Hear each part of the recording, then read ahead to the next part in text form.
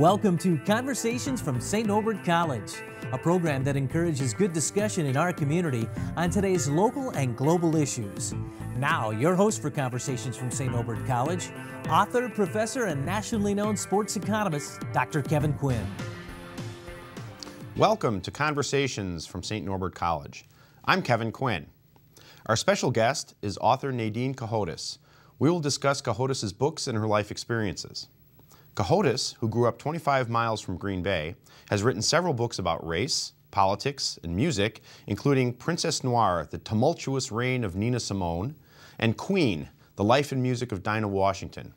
Simone and Washington were both prominent African-American singers in the mid-20th century. Cohodas' recent talk, I Wish I Knew How It Would Feel to Be Free, focuses on how Washington and Simone's musical talents reflected the civil rights movement. Nadine, welcome to the program. Thank you. Glad to be here. Well, before we get to the really important stuff like that, I think our viewers would be interested to know that despite the fact that you live in Washington, D.C. now and have for many years, you were a Packers fan. That is true. I'm old enough to have grown up during the Lombardi years, and they are absolutely the sweetest, most delicious memories of my childhood. I was there for 37-0 over the Giants, and then 23-12 over the Cleveland Browns. Did not go to New York for 16-7 over the Giants in 1962, but I remember moments of it as if it were yesterday when Willie Wood got kicked out when he was protesting an interference call and raised his hand and accidentally touched the ref. And that was it. But they won. Well, you went to quite a few of the Lombardi games, right? Yes, I did. Actually, you know, back then they played 4 home games in Green Bay and I believe 3 in Milwaukee, and I saw 39 out of 40 home games over a 10-year period. And again, it was absolutely wonderful. Well, here we are now basking in the glory that is the Super Bowl victory, and I think people are thinking back to those times again. Yes, indeed, and what a nice moment to be in the Lambeau Field area here at St. Norbert's in this moment, and I have already contributed greatly to the economy since I got to the first display of Packer paraphernalia to bring back proudly to Washington, D.C., and to give to a few supporters, as Mike McCarthy said, of Packer Nation outside the boundaries of Wisconsin. Well, we appreciate the spending in town. We yes, definitely right. do. So how does a nice girl that grows up in Wisconsin in the UP wind up in Washington, D.C. and writing books about such figures? I think many things in life are a step-by-step process, and that's really the best way that I can put it. I suppose part of it comes from having been a history major, a major in English and history at the University of Michigan, and since the time I can remember, I have been interested in the civil rights movement. I was not so aware of it 63, 64, 65, growing up in Appleton. However, I do have quite a clear memory of Lyndon Johnson coming to address a joint session of Congress the week after the march on the Selma Bridge, when the Southern Sheriff and the Alabama Highway Patrolmen, understanding that national newsmen and cameras were right there, nonetheless decided they were not going to allow the marchers to cross the bridge on their way to Montgomery to confront Governor George Wallace.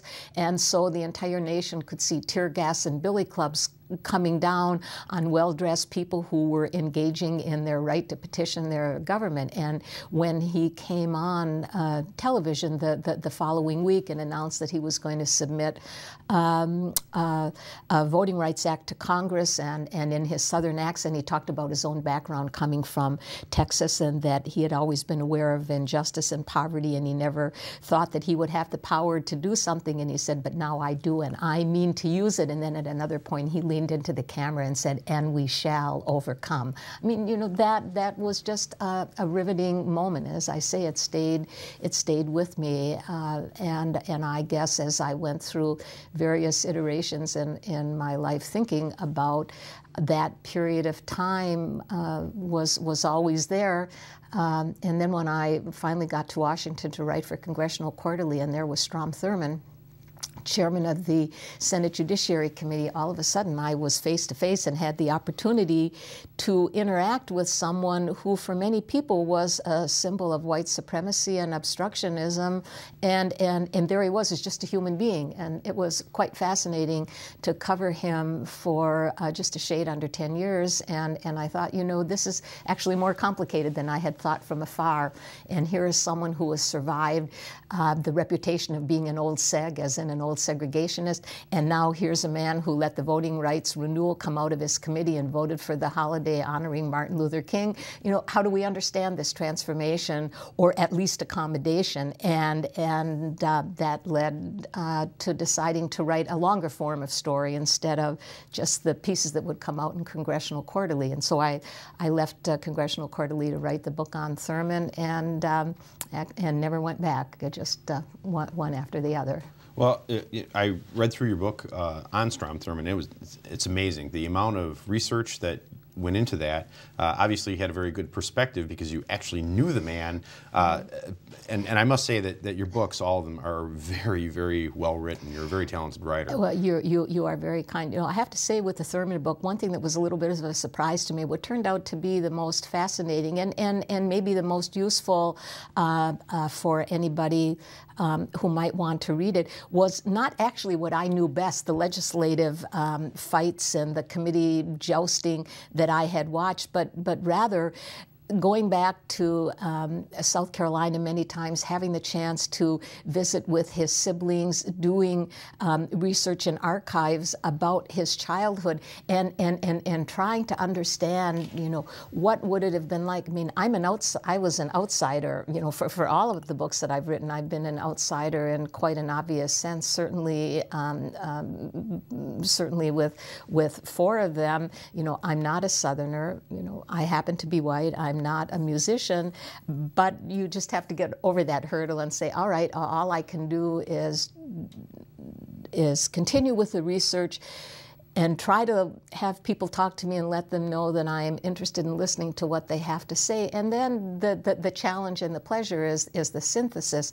And again, you know, Senator Thurman didn't really throw away very much, and it was so interesting to, first of all, understand his family and their place in society, and his father, who was quite well known, but then his own clear trajectory from a local official to a state judge to a state legislator, and the letters that he wrote, and just an absolutely wonderful sense of the political, small p, you know, how it is that you gather together a majority to do something, you know, of course in Senator Thurman's case, and I think anything to do with Southern politics or in communities that are racially diverse, that is a whole separate arena. And you know, how do you square, as he would so benignly call it, custom and tradition?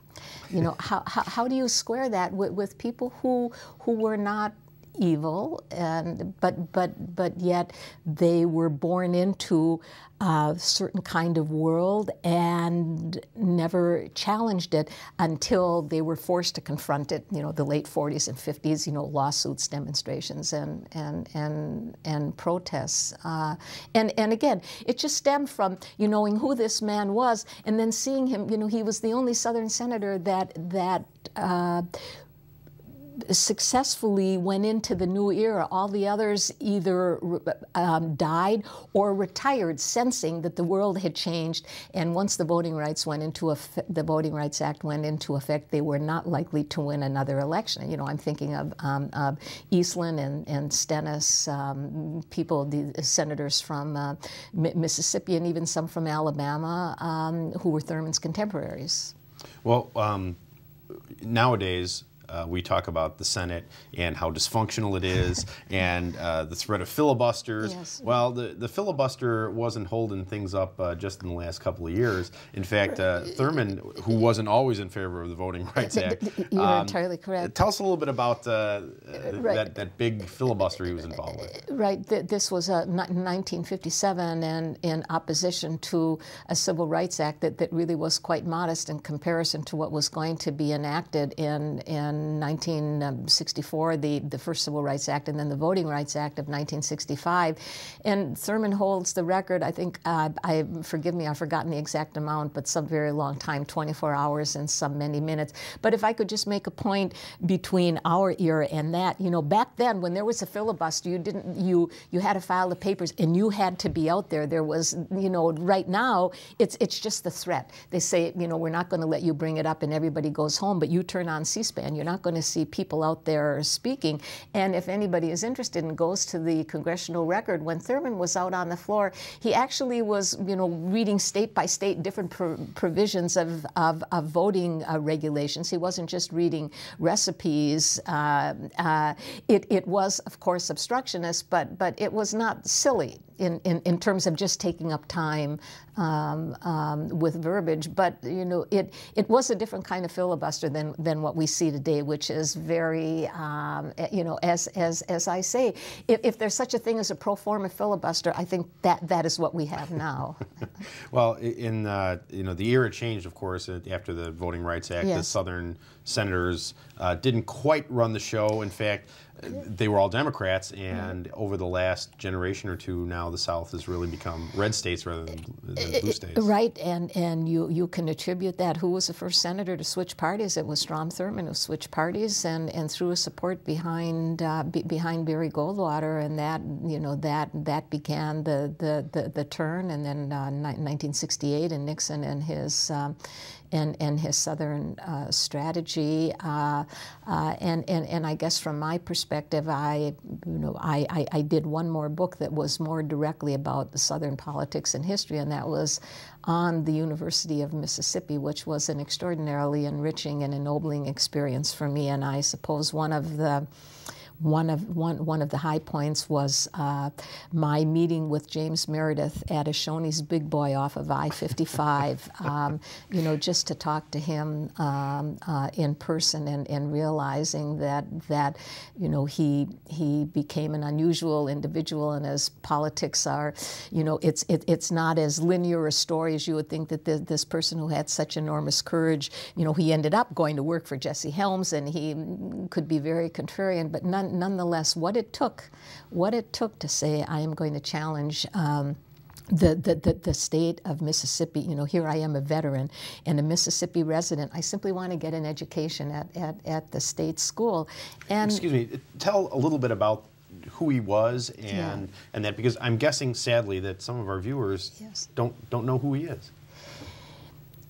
Prior to 1962, the University of Mississippi, the flagship school, was all white, and while a few other individuals, you know, they were men, black men, attempted to apply to the school, they were rejected. And James Meredith decided that he wanted to that he wanted to go to school, and he had help with his effort from the NAACP, and it took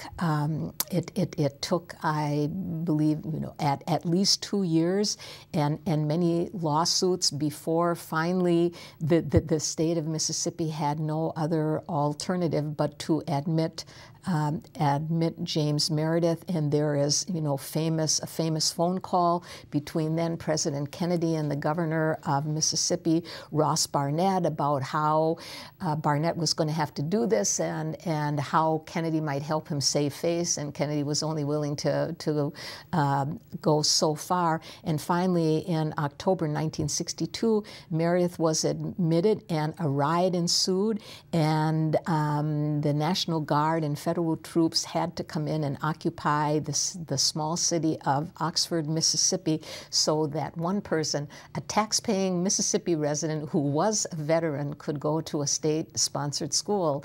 And you know, the University of Mississippi that we see today has a larger African American student population than many northern schools. And while it's not perfect, I thought to myself, this is, you know, how did this happen? You know, how did, you how did we get from that moment in 1962 to the campus that I see today?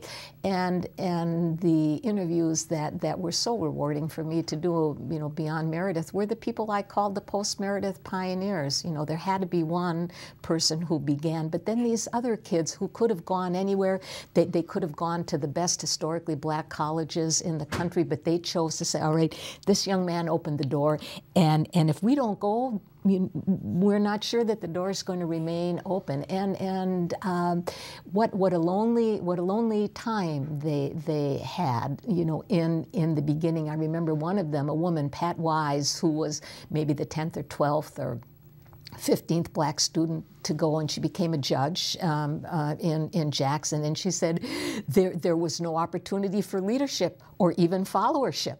The white students really weren't that interested in even having, in the beginning, having them be part of the social function. And we all know how important professional football is to the community around Green Bay and the state of Wisconsin. Well, college football, Archie Manning, the father of Peyton and Eli, was Mississippi's savior. They were a real powerhouse, and a Saturday afternoon in Oxford could be the loneliest time for a black student. They were still running out on the field with the Confederate flag and everybody rising to their feet when Dixie was played. And Dixie meant different things to different people, depending on what skin you're in. It's amazing to even think about this, and it's within even my lifetime. Interestingly enough, James Meredith wasn't really all that friendly with the formal civil rights movement later in his life, isn't that right? Yes, exactly. As I indicated earlier, his life isn't precisely the linear progression you might have thought, to have it be a completely feel-good story. But I would just say this to you, I cut the man all the slack in the world,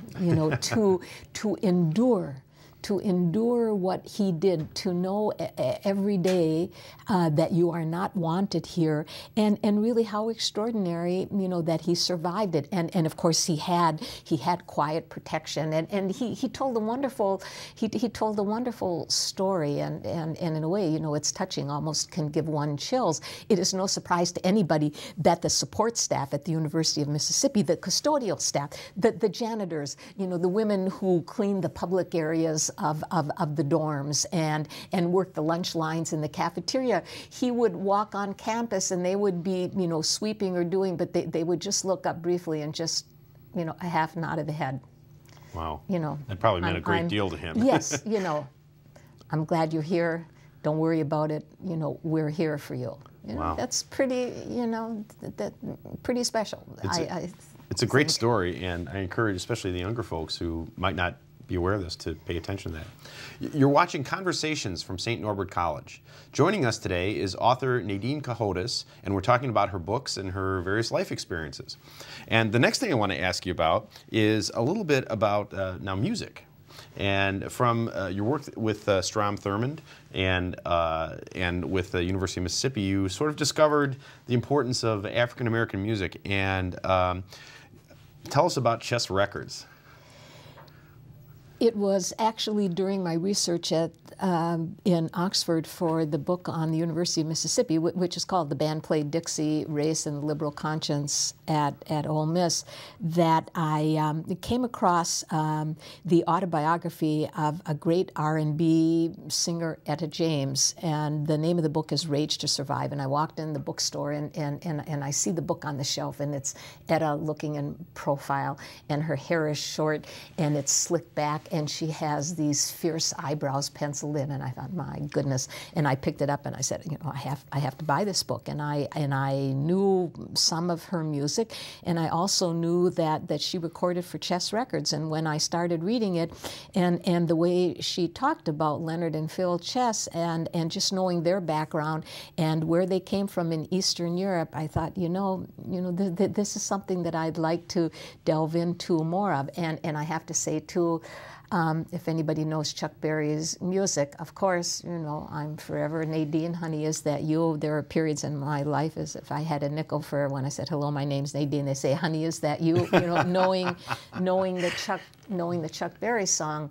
And it was reading the Etta James book that made me realize that I'd like to try to do to switch the focus a little bit, to have music, for lack of a better way to put it, as a lens through which to look at some of these same issues. Because here you have these two men, immigrants from Eastern Europe, who come to Chicago and end up having great success with this record company in Chicago, the heart and soul of which is music that comes out of the black community. You know, starting with Muddy Waters and Howlin' Wolf, but what a lot of people didn't know, that they also had a very successful jazz side with Ahmed Jamal, Ramsey Lewis, you know, his famous The In Crowd, that was recorded live in Washington, D.C., and there's a wonderful story. You know, enough people were still around that Esmond Edwards, who was the producer, then explained back then how you did a live recording.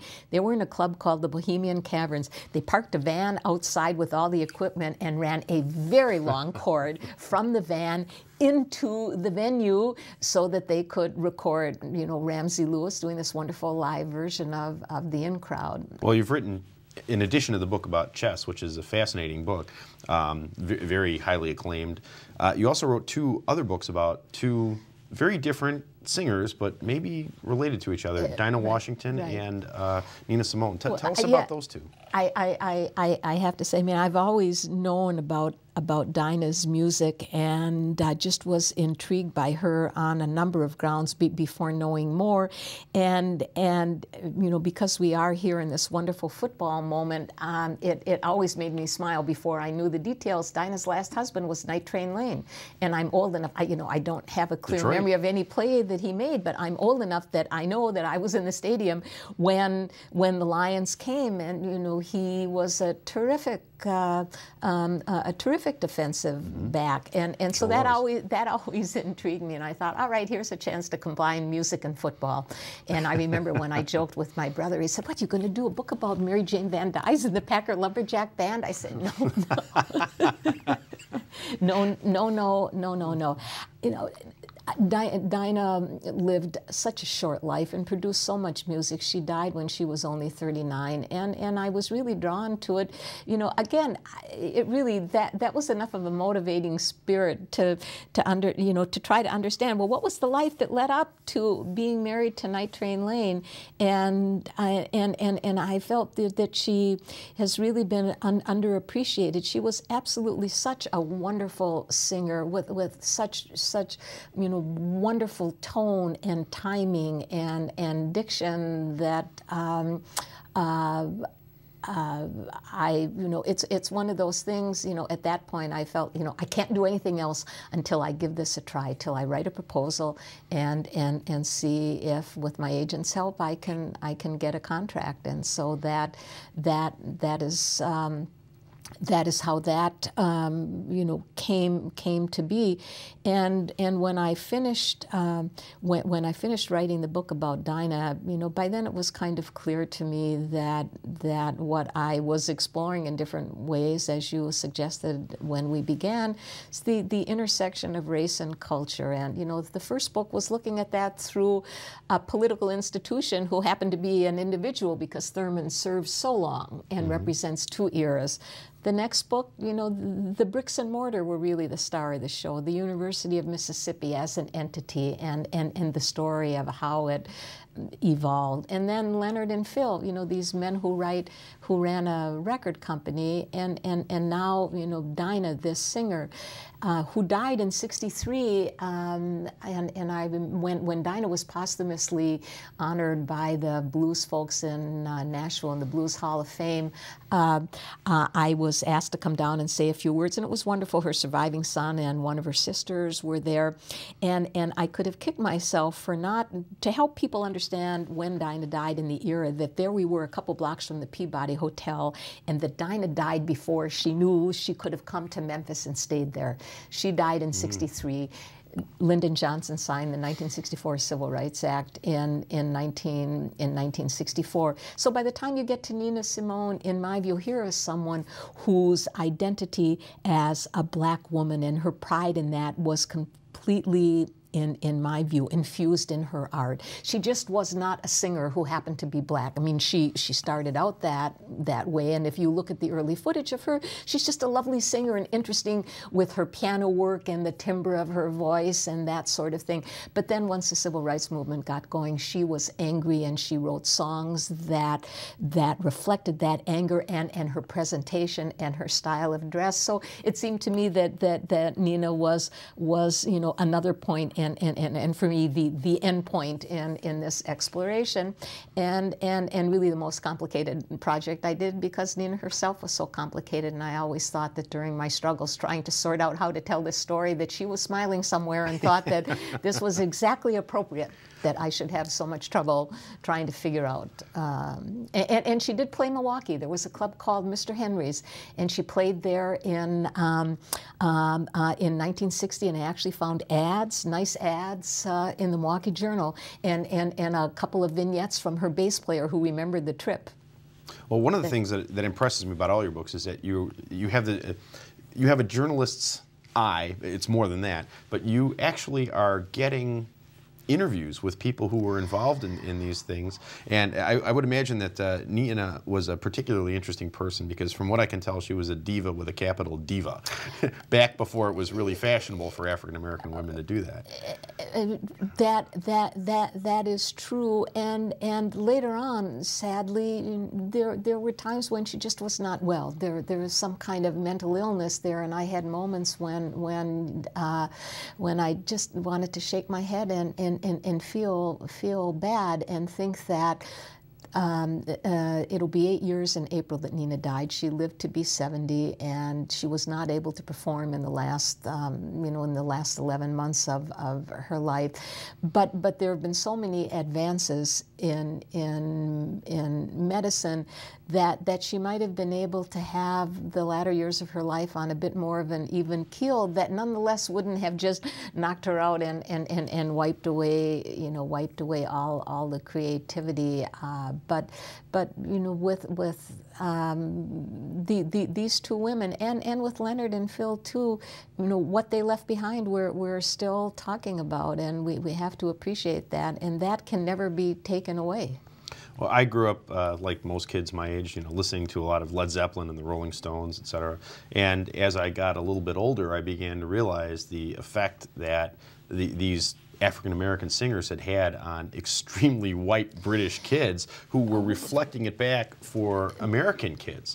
Precisely, this comment was made in the talk that I gave, and we discussed that, and that is entirely true, and that just helps us understand, for people who didn't live through it, the terrific cultural stratification there was in the late 40s and the 50s and the 60s. In particular, as this music from the black community was coming to the fore, and as we discussed last night as well, if anybody goes and looks at Billboard magazine, in their microfilm, most public libraries have microfilms of Billboard. They actually had a race category until, and I believe it was Jerry Wexler, the late impresario from Atlantic Records with the Erdogan brothers, was writing for Billboard and said, this just really doesn't sound so good. And so I believe it was around 1950 that the category became R&B, but really you would go and look, and there would be the race record category, period. These are the records for them. This is what's selling over there. And there were some exceptions. Billie Holiday would be one, but certainly Louis Armstrong and Lionel Hampton and Duke Ellington, and then Nat King Cole. But beyond that, people like Dinah, she was so important to the black community and began to cross over a little bit. But again, she died in 1963, 39 years old. So she did not live to be on radio or television anymore. No, and she certainly didn't know that there was a stamp in her honor that came out some years later.